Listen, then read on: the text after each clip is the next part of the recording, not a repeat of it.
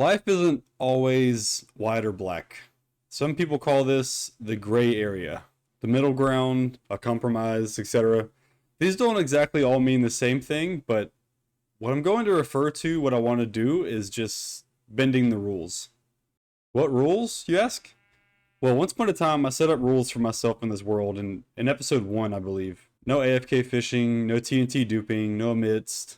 I've stuck by these rules the entirety of this world and still plan to, except for one rule, TNT duping. There are lots of reasons to dupe TNT.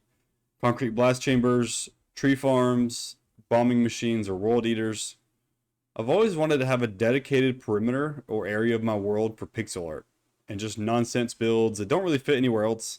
Now, I know I can use space in the end dimension, because there's definitely space there, but I think it would be more interesting to have a concentrated area in the overworld I can dedicate to making all kinds of pixel art. If you haven't been keeping up with the series, I'm currently digging a total of 3 perimeters by hand. One of them is much bigger because it's going to be a dual purpose perimeter with 2 different farms, but the other 2 are reasonably sized for one person to mine by hand. Even still, that's a lot of digging, and will take a while for me to do by myself. So introducing a 4th perimeter just for pixel art, I think is a little too much for me to reasonably achieve within the near future. For that reason, I want to build a world eater. So in this case, I'm breaking my no TNT duping rule, but not using it for farms or blast chambers. I'm getting nothing from it aside from a big area to make a bunch of silly pixel art. This is how I'm justifying bending this no TNT duping rule. It would just take entirely too long to dig by hand, and I'd like to be able to get up more content for you all as well. So with all that said and out of the way, why am I in this undisclosed village location here? Well, this is actually in the middle of the area that I'm going to be world eating. It's a verb now. So if you're not familiar with what a world eater even is, it's exactly what it sounds like. But it's a little more involved than you might think. I'm going to go over here to the side, and I can show you a schematic of one of the sides. Let me just pull this piece up here. So disregard this section over here, because this is actually the section that's going to be over there sending it back. This is actually the machine that is going to launch the TNT dupers from the top here, and they'll be blowing up everything just above the level that these sweepers are at, and these sweepers are going to go along and clear out all the liquids. Now I'm starting it up a little bit high. That's for good reason. I want these TNT dupers to be able to blow up everything, and there are some high spots here, like these little mountains. So I just wanted to be safe, put it up higher. And what you actually have to do is make trenches for the machine to fit through on every side. So it isn't just building the machine, turning it on, and letting it eat the world. You have to actually give it a nice area of space to work with. So if I open the map here, you can see I've done the trench, or basically the top and bottom here is what I'll call it, in one of the sides. And I'm going to do the other side here very shortly. So it will eat this big chunk here. I think it's 39 chunks squared, something like that. Really massive area. It'll be the biggest perimeter I have for sure. But like I said, it's going to be strictly pixel art, decorative things, just funny things to put. I'm not going to build any crazy, massive, super high efficiency farm. I found my little chicken pit where I came over here to get eggs. So all the liquids in the middle here will be cleared out by the sweepers, like I said. All the blocks will be blown up all the way down to, you know, about Y10 or so, where we'll run into obsidian that'll stop it, and I'll have to go down and manually mine the obsidian. But this world eater is Zerkaliter 500. I'll have to find, I'll post the Lightmatic in the description. I'm not sure who exactly to credit with this. The link was given to me by someone in the Engineum Discord. So yeah, I did have to build like these TNT dupers that would go along and build these trenches. But before, you know, they just went along and blew everything up. I had to clear out all the liquids manually. But we are almost done with the trenches, and then I've got to build up the whole world eater, test it out, make sure it actually works and everything. So still got a little ways to go. I did do a bit of the replay recording, so enjoy the time lapse.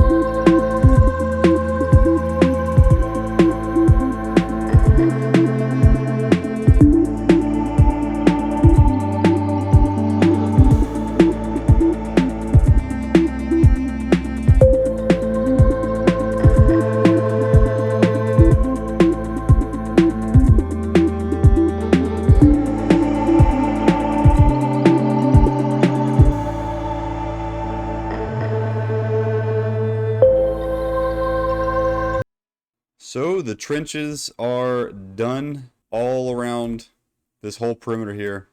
What? Wait a second. Maybe it just hasn't updated. Oh god.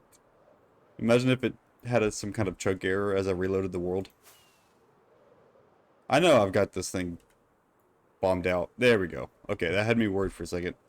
Yeah, all the trenches are done. They're definitely bigger than they need to be if I pull the schematic up. Especially the ones on the side. I wanted to be safe, so I made them pretty big. But yeah, all the sides should be good for this World Eater to fit through. And if you watch the replay, you probably noticed some of the chunks not really loaded in the whole time.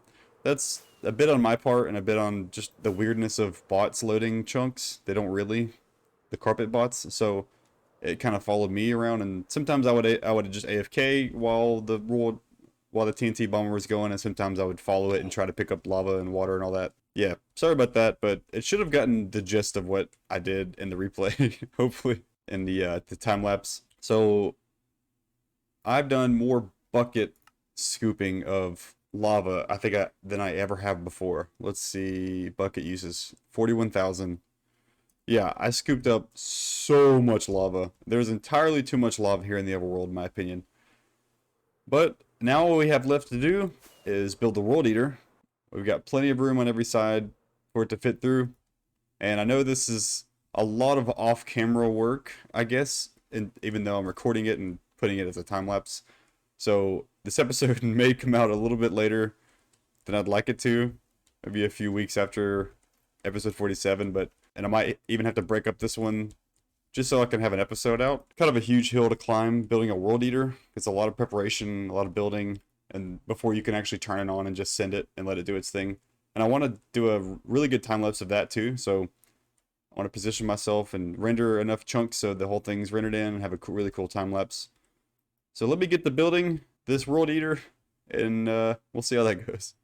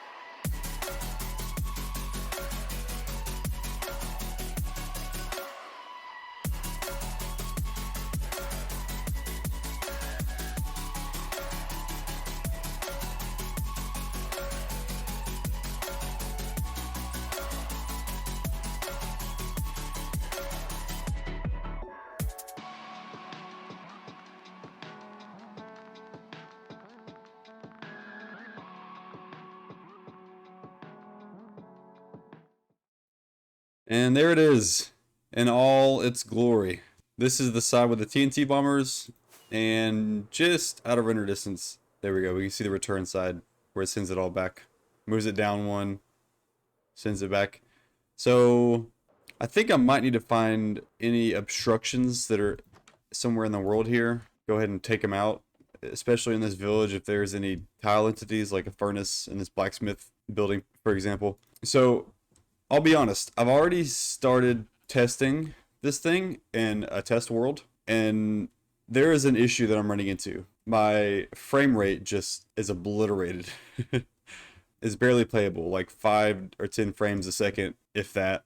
So I'm trying to come up with a solution here because it's going to be really difficult to record a replay and have this thing loaded and record all the chunks in this area loaded and rendered while it's running. If I didn't care to record a replay and a good time lapse, I could probably just send it on its way and be done with it, kind of thing. We could watch it as it goes, maybe stream it. But I really want to record the time lapse of it. I think that's one of the coolest parts of a World Eater is watching it go. Very satisfying. But right now, yeah, I'm trying mods and stuff that can help with client frame rates. Some of the members on the Engineum server suggesting a few things. I've disabled like tile entities rendering and stuff. That's why when I put this potion down, picked it up, it didn't. I picked it up, but it didn't say. So that doesn't render the TNT in. But I'm going to try a couple other mods that actually allow the TNT to render in. That just won't be as laggy. Also, I put beacons all along this side because I figured I would need jump boost, speed, and haste would be nice if I misplaced a piston or something like that. But I actually turned out not really needing the beacons after all. Or I didn't have to have them. It was a nice addition when I needed to jump from one place to the other, but I didn't really need them, so I didn't do them on the return side. I just built them over here. And then as I got to the other side, I'm like, well, I guess I don't need these. Especially the other side being much smaller. Not as much going on. It's just, it needs to move down and send it back. But this whole thing is complete and ready to be sent, save for a few things I need to do that I did notice when I was testing it. I need to bring down a couple of like these trees and mountains that are a little bit higher. Like I need to dig this down a little bit because the sweepers run into it and the TNT doesn't blow them all this up. I need to mine down this a little bit. And that one over there especially, I definitely had some sweepers run into that when I was testing it. This big part right over here. And if all of the modules don't make it across to the return side, it doesn't activate and send it back. So it just gets stuck here. So I definitely need to mine some of this down in order for it to start going, but not a big deal. The majority of work is done. And I'm probably leaving this village intact aside from the point of interest, like I said. I'm just gonna, these villagers are gonna be, they're gonna have to just accept their fate. What's funny is I can't see any right now, but I know they're here because I disabled entity rendering. But I know they're here somewhere. I just have to wait and listen for them. Oh, I hear them now. Wonder if I could find them. Oh, this must be a nitwit. Oh, maybe it doesn't let me interact with them if the rendering isn't enabled. Anyways, I know this is kind of a time-lapse heavy episode and a shorter one, but I'm going to end it here on this kind of cliffhanger instead of packing all this into one episode. With a project like this being a world eater, it's a huge project for a single-player world at least, and I want to split that up so it isn't so much going on in such a short period of time. And there may be a stream or two happening that I could throw in some highlights and stuff like that. A bit of a talky, this is what I've done, kind of time-lapse episode. And I wanted to mention one thing I noticed about the Blitz server. If you've been watching that or keeping up with it from Elmango and the SciCraft server and some of their members. One thing I always find interesting is Minecraft Let's Play, or however it's titled, Minecraft series or SMPs. They have a standard sort of where it's 20 minutes, about 20 minutes long or more. They have a time lapse or two or none, or just a lot of talking and like, this is what I've done kind of thing. But I noticed the Elmango's Blitz series episodes have been less than 10 minutes at times, and sometimes longer than, an average episode time of a Minecraft Let's Play, like 20 minutes. But Some of them have just been much shorter, and I actually like that, and the reception is great from what I can see, and it makes sense because there's a lot of kind of off work camera or on stream in his case, and then he kind of just shows off in his YouTube videos what he's done. I like those, and it works in that case, I think, because everyone knows he has an audience already. I don't really. So I know shorter episodes seem like you're getting less, but there's definitely time put in and effort. So I hope that the quality makes up for the time, the lack of time in the episodes that I put some of these shorter ones out anyway. I appreciate you watching nonetheless. And if you wanted to help me out, liking and subscribing, I would really appreciate it. So that's going to be it. Thank you for watching, and I'll see you next time.